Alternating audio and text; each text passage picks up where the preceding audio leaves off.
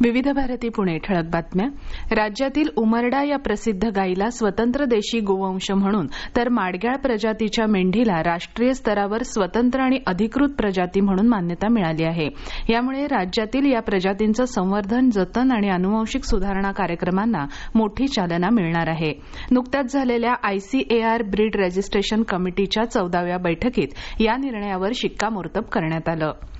राज्यात व्यावसायिक प्रवासी वाहनं चालवणाऱ्या चालकांना प्रवाशांशी सुसंवाद साधता यावा यासाठी व्यावहारिक मराठी भाषेचं ज्ञान अनिवार्य करण्यात आलं आहे. या नियमाच्या अंमलबजावणीसाठी राज्यभर तपासणी मोहीम सुरू करण्यात आली आहे.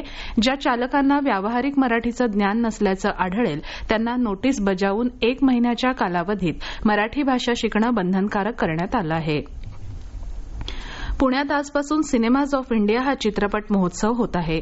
राष्ट्रीय चित्रपट विकास महामंडळ, भारतीय राष्ट्रीय चित्रपट संग्रहालय, FIPRESCI इंडिया आणि पुणे इंटरनॅशनल सेंटर यांनी हा 3 दिवसांचा महोत्सव आयोजित केला आहे.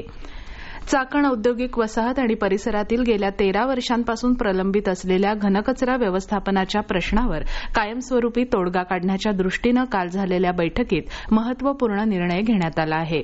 चाकण, राजगुरुनगर नगर परिषदेसह परिसरातील 17 ग्रामपंचायती अशा एकूण 19 स्थानिक स्वराज्य संस्थांसाठी पुणे महानगर प्रदेश विकास प्राधिकरणामार्फत चाकण MIDC परिसरात सुमारे 36 एकर जागेवर मध्यवर्ती घनकचरा प्रक्रिया प्रकल्प उभारण्यात येणार आहे.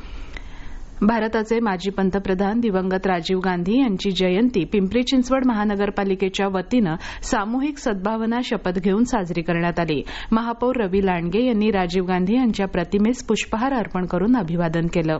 या होत्या आतापर्यंतच्या ठळक बातम्या. यानंतरच्या ठळक बातम्या सकाळी 9:58